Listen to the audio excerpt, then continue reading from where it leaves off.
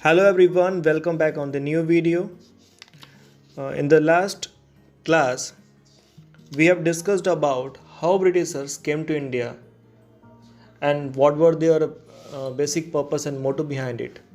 And we have also discussed about the relative consequences of the advent of Britishers on the agricultural sector. That means कि what were the conditions of agriculture sector on the eve of independence. That means कि after getting independence, what situations were prevailing in the agricultural sector, and we have get to know that there was so many adverse situations prevailing that time: low productivity, stagnation, commercialization of farming. Okay, so we have discussed very well what were the conditions in agricultural sector.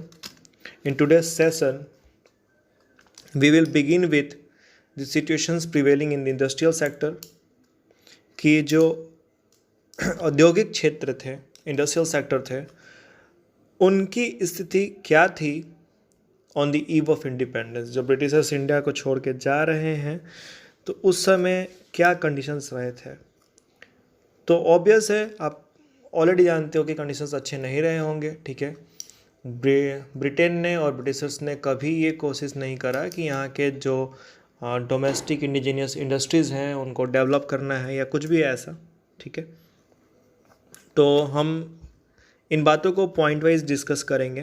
ठीक है, तो अगर हम British rule के consequences को देखें industrial sector पे, तो पहला पॉइंट आता है deindustrialisation and decline of handicraft industry.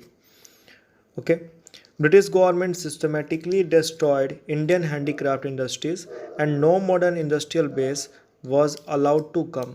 ठीक है, देखिए ब्रिटिश गवर्नमेंट ने क्या किया कि स्ट्रेटजिकली यानी कि पूरे सुनियोजित तरीके से उन्होंने क्या किया, इंडस्ट्री को बर्बाद किया हमारे यहाँ. ठीक है, हमारा जो हैंडीक्राफ्ट इंडस्ट्री था, हमने लास्ट क्लास में डिस्कस करा था कि हाथ का जो काम, हाथ से जो चीज़ें बनी होती हैं, दैट्स नोन एज हैंडीक्राफ्ट. तो ये वर्ल्ड रेनॉल था हमारा. ठीक है, ब्रिटिशर्स ने आया और इस इंडस्ट्री को पूरी तरीके से ख़त्म कर दिया. ठीक है, इसके साथ ही साथ उन्होंने कोई भी नया इंडस्ट्रियल सेटअप नहीं होने दिया कि नए नए इंडस्ट्री इंडिया में बैठाए जाएं या लोगों को काम करने का मौका मिले. ऐसा कोई काम ब्रिटिशर्स ने इंडिया में नहीं करा. ठीक है, इसके पीछे उनके दो मुख्य उद्देश्य थे.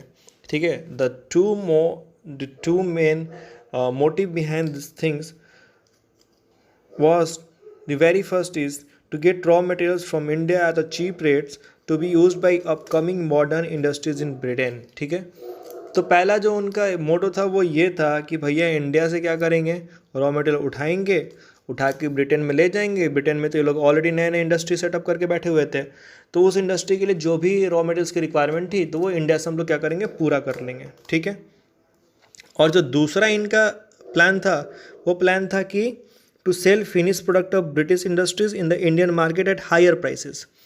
तो ये कहानी कुछ ऐसी हो गई कि मैंने क्या किया कि किसी गांव में गए, हाँ, और वहाँ के लोकल मार्केट से कुछ ख़रीदा.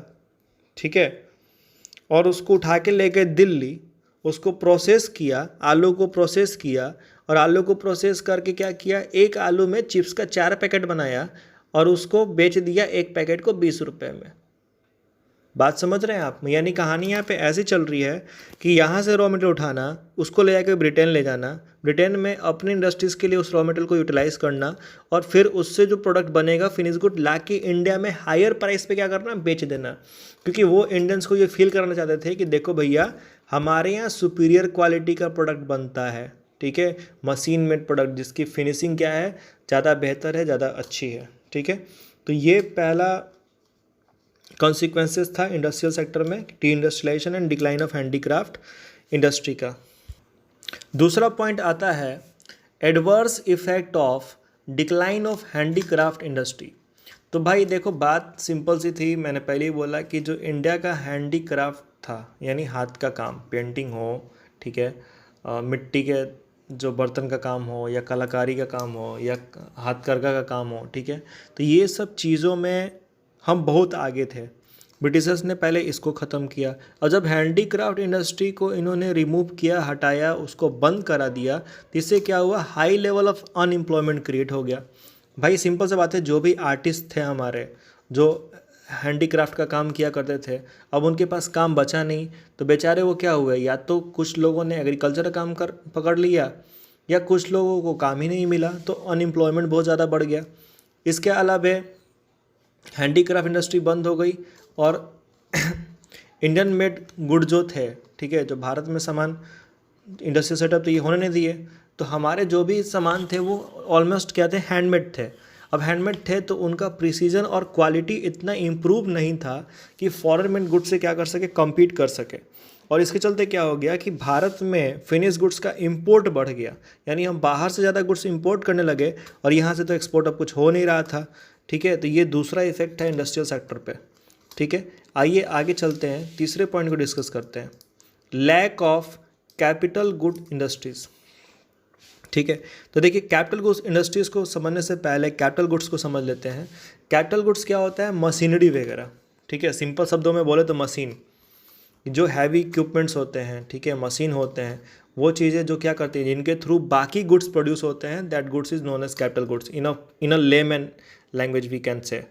तो कैपिटल गुड्स इंडस्ट्रीज़ की बहुत कमी हो गई, ठीक है, क्योंकि यहाँ पे ये लोग प्रोडक्शंस चाहते ही नहीं थे कि इंडिया में क्या हो, प्रोडक्शन हो, ठीक है। तो during the British rule there was hardly any capital good industry to promote further industrialisation in India. British ruler did not pay any attention to their promotion, as they always wanted Indians to be dependent on Britain for the supply of capital goods and heavy equipment. देखो, Britishers की चाहत थी, वो चाहते थे कि Indians को totally dependent बना देना है, ठीक है, इकोनॉमिकली एंड मेंटली दोनों तरीके से। उनके दिमाग में ये चीज़ बैठ जाए कि हम पिछड़े हैं, उनके दिमाग में ये बैठ जाए कि हम गरीब हैं, इसलिए उन्होंने यहाँ पे इंडस्ट्रियल सेटअप नहीं करे, क्योंकि वो जानते थे यहाँ इंडस्ट्रियल सेटअप होगा, लोगों को काम मिलेगा, इनकम होगा, और इनकम होगा तो अपने बेहतरी के लिए सोच सकते हैं, they can think in a better way. तो उन्होंने ये किया ही नहीं, ठीक है। अगले पॉइंट को अगर हम डिस्कस करें तो low contribution to gross domestic product, GDP. अब भैया जीडीपी क्या होता है, जीडीपी हमेशा हम लोग जीडीपी के बारे में बात करते हैं, ठीक है। आज के टाइम में गांव का आदमी भी देखो, जीडीपी क्या हो रहा है, कम हो रहा है, गिर रहा है, 5%, 6%, वॉटेवर, लेकिन उसे पता नहीं होता है। जीडीपी का सिंपल मतलब क्या है कि जो total goods and services economy में प्रोड्यूस हो रहे हैं, उसकी मॉनेटरी वैल्यू कितनी है, बस यही जीडीपी होता है, ठीक है। तो सिंपल सा बात है, जब इंडस्ट्रीज़ लगेंगे नहीं, नया सर्विसेज प्रोडक्ट बनेगा नहीं, तो जीडीपी बढ़ेगा क्या, नहीं, जीडीपी का जो लेवल होगा क्या होगा, वो लो होगा, वो कम होगा, ठीक है, क्योंकि ज़्यादा गुड्स एंड सर्विसेज प्रोड्यूस ही नहीं हो रहे थे, ठीक है। लास्ट पॉइंट जो है वो है limited role of public sector, ठीक है। अब पब्लिक सेक्टर क्या होता है, तो सरकारी क्षेत्र जिसमें गवर्नमेंट इन्वॉल्व है। तो भाई गवर्नमेंट को कोई मतलब थोड़ा ना था यहाँ पे कि भाई इंडिया को डेवलप करना है, इंडिया को आगे ले जाना है। ब्रिटिशर्स को क्या मतलब इंडिया के डेवलपमेंट से, यार उन्हें कोई मतलब नहीं था, ठीक है। तो कुछ महानुभाव लोग हैं हमारे यहाँ जो बोलते हैं कि सब ब्रिटिशर्स ने करके आए, ब्रिटिशर्स ने हमें ये दिया वो दिया। तो मैं उन महान गधों से ये नहीं कहूँगा कि ऐसा कुछ नहीं था, ब्रिटिशर्स ने ऐसा कुछ नहीं करा, ठीक है। आप इस गलतफहमी में ना रहें। ब्रिटिशर्स ने जो भी करा, रोड कंस्ट्रक्शंस कराया या मॉडर्न इक्विपमेंट्स लाए या टैंक लेकर के आए या जो भी लाए, ठीक है, ट्रेन चलाए इंडिया में ला करके, वो सब काम उन्होंने अपने इंटेंशंस को, अपने मोटिव्स को फुलफ़िल करने के लिए करा, ठीक है। तो पब्लिक सेक्टर का रोल बहुत ही सीमित था। पब्लिक सेक्टर का रोल सिर्फ कंफाइंड था किन चीज़ों पे, रेलवे पे, पावर जनरेशंस पे, कम्युनिकेशंस पे, पोर्ट पे and some other departmental undertaking. Railway का है क्योंकि उनको उठा के क्या करना था, यहाँ से रॉ मटेरियल्स उठा के पोर्ट तक ले जाना था, और रेलवे एक फास्ट मीन्स ऑफ ट्रांसपोर्टेशन होता उनके लिए। पावर जनरेशन, ऑब्वियस सा बात है यार, ब्रिटिशर्स क्या थे, they lead a lavish life. अब इंडिया में पावर का प्रॉब्लम था तो उनको तो भाई चाहिए था बिजली उली, ठीक है, क्योंकि वो ऑलरेडी इंग्लैंड से आ रहे थे, ब्रिटेन से आ रहे थे, और इन चीज़ों में एडवांस थे उन लोगों से। कम्युनिकेशन, नो डाउट, अब ब्रिटिशर्स भाई इतनू सा ब्रिटिशर्स उठ के आए थे इंग्लैंड से यहाँ भारत में, मतलब बहुत ही कम मात्रा में। अब अगर उनके पास इफ़ेक्टिव मीन्स ऑफ कम्युनिकेशन नहीं होता, ठीक है, तो वो क्या, इंडिया मालूम चलता है एक जगह विद्रोह हुआ और ख़त्म हो गए, 10 दिन के अंदर उनका कहानी ख़त्म। तो अगर आप रोल देखोगे तो ब्रिटिशर्स ने जो काम भी किया है, ठीक है, एज अ पब्लिक सेक्टर यानी कि गवर्नमेंट के रूप में इंडिया में, वो सारा काम सिर्फ कन्फाइंड था उन चीज़ों के लिए जिनकी ज़रूरत ब्रिटिशर्स को खुद थी, ठीक है, चाहे वो रेलवे हो चाहे पावर जनरेशन हो। आप इस गलतफहमी मत रहना कि ब्रिटिशर्स आए और इंडिया को डेवलप करने की कोशिश किए, ऐसा उन्होंने एक भी सिंगल काम नहीं कर रहा है इस इंटेंशन से। So far we have discussed the various consequences on the industrial sector, what had happened in the industrial sector. Now let's move to the foreign trade. Foreign trade जो है, ठीक है, जो हमारा अंतर्राष्ट्रीय व्यापार था अलग भारतीय देशों के साथ, क्या उस पर क्या प्रभाव पड़ा, ठीक है, क्या वो इम्प्रूव हुआ या वो और डिटोरिएट हुआ या क्या चीज़ें आई, उसको डिस्कस करते हैं पॉइंट बाई पॉइंट, ठीक है। ये पहला पॉइंट कहता है exporter of primary product and importer of finish good. No doubt Britishers ने क्या किया, how smartly did played, really man, इतना स्मार्टली कोई नहीं खेला होगा। यहाँ का रॉ मटेरियल उठाए, ठीक है, सिल्क, कॉटन, वूल, शुगर, उसको क्या किए, उठा के ले गए कहाँ, ब्रिटेन। ब्रिटेन में क्या किए, उसको यूज़ किए अपनी इंडस्ट्रीज़ में, उससे फिनिश गुड बनाए, वापस ला के इंडिया में बेच दिए। मतलब यहीं से रॉ मटेरियल उठाना और यहीं पे क्या करना, मार्केट भी क्रिएट करना है। इंडिया एक बहुत बड़ा मार्केट के रूप में इन्वॉल्व हो रहा था ब्रिटिशर्स के लिए, ठीक है। तो ये पहला पॉइंट है फॉरेन ट्रेड में, exporter of primary product and the importer of finish goods. दूसरे पॉइंट को हम डिस्कस करें तो दूसरा पॉइंट कहता है monopoly control of British rule. तो मोनोपोली कंट्रोल किया भाई, जब उन्हीं का अधिकारी था हमारे ऊपर, ठीक है, तो सारा का सारा जो भी ट्रेड होता था वो पूरा कंट्रोल था किसमें, ब्रिटिश गवर्नमेंट के अंतर्गत, ठीक है। More than half of India's foreign trade was restricted to Britain while the rest was allowed with few other countries like China, Sri Lanka, Persian यानी ईरान, ठीक है। तो देखो जो आधा से ज़्यादा, ठीक है, 60-70% जो भी ट्रेड था वो किसके साथ था, ब्रिटेन के साथ था। अब यहाँ से भाई ऑब्वियस से बात है, यहाँ से उठा के ले जाएंगे ब्रिटेन, तो भाई ब्रिटेन में जाएगा तो कोई एक्सपोर्ट का चार्ज नहीं लगेगा, ठीक है, कोई टैक्स नहीं लगेगा, ठीक है। हाँ, ये इंपोर्ट करेंगे तो लगेगा। तो इनका अजब भी कहानी था, ब्रिटिशर्स ने अपने हिसाब से सब चीज़ें बना के रखी थी। इसके अलावा अगर कुछ बच गया एक्स्ट्रा इनके पास तो वो चाइना को, श्रीलंका को, पर्शिया को, ये सबको एक्सपोर्ट कर लेते थे, ठीक है। The opening of Suez canal in 1869, आप इसको नोट डाउन कर लेना। स्वेज कैनाल 1869 में नहर बनाया गया था, एक मैनमेड नहर है ये, ठीक है। Serve as a direct route for the ships operating between India and Britain, ठीक है। स्वेज कैनाल ने क्या किया था कि रास्ते को बहुत शॉर्ट कर दिया, ठीक है। पहले पूरा घूम के आना पड़ता था इंडिया आने के लिए, ठीक है। But Suez canal is an artificial waterway running from north to south across the isthmus of Suez in north eastern Egypt, ठीक है। तो इकोनॉमिकली, स्ट्रेटजिकली, यानी कि आर्मी को लाने के लिए या किसी आर्थिक रूप से देखें तो ये ज़्यादा आसान हो गया, ठीक है, कि ब्रिटेन और इंडिया के बीच में आराम से ट्रेड कर सकते थे, कम समय लगता था सामान लाने ले जाने में, ठीक है। तीसरा पॉइंट अगर हम डिस्कस करें फॉरेन ट्रेड के ऊपर तो वो है drain of Indian wealth during British rule. Drain मतलब क्या होता है, नहीं बोलते हैं ड्रेनेज, नाला, बहना, ठीक है।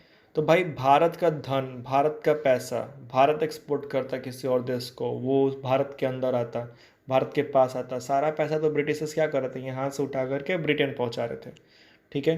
Under the British rule India become an exporter of primary product and an importer of finished good, ठीक है। there was a huge export surplus due to the excess export, however export surplus was used, ठीक है। अब देखिए India में क्या था कि ह्यूज एक्सपोर्ट सरप्लस होता था एक्सेस एक्सपोर्ट के चलते, ठीक है, क्योंकि यहाँ से सारा चीज़ कहाँ जा रहा था, ब्रिटेन ब्रिटेन ब्रिटेन। तो जो भी एक्सपोर्ट सरप्लस क्रिएट हुआ, मतलब एक्सपोर्ट सरप्लस, जो पैसा इनके पास है एक्सपोर्ट करने से एक्स्ट्रा पैसा, अब ये पैसा भारत के भलाई के लिए यूज़ नहीं हो रहा था, ठीक है। ये पैसा किस लिए यूज़ हो रहा था, आइए देखते हैं इसको भी। To make payment for expenses incurred by an office setup by the colonial government in Britain. तो भाई कॉलोनियल गवर्नमेंट क्या होता है कि जब कोई दूसरे देश का अधिकार किसी और देश पे होता है और वो दूसरे देश के आर्थिक राजनीतिक हर मुद्दे को क्या करे, हैंडल करे, तो कॉलोनियल कहलाता है। तो यहाँ पे क्या था कि जो भी ये अपना पूरा सिस्टम बना के बैठे थे ब्रिटिशर्स, तो जो भी सरप्लस आ रहा था, पैसा एक्स्ट्रा आ रहा था एक्सपोर्ट के थ्रू, उस पैसे को भी ये लोग यूज़ किस लिए करते थे कि जो भी ऑफिस सेटअप है इंडिया में, तो इनका कहना था कि भाई इंडिया में सेटअप है तो इंडिया के पैसा यूज़ करो, उसी से अपना ऑफिशियल सारा काम खत्म करो। To meet expenses on war fought by the British government.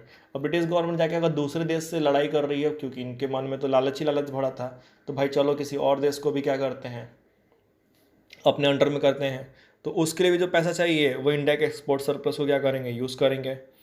To meet expenses on war fought by the British government, ठीक है।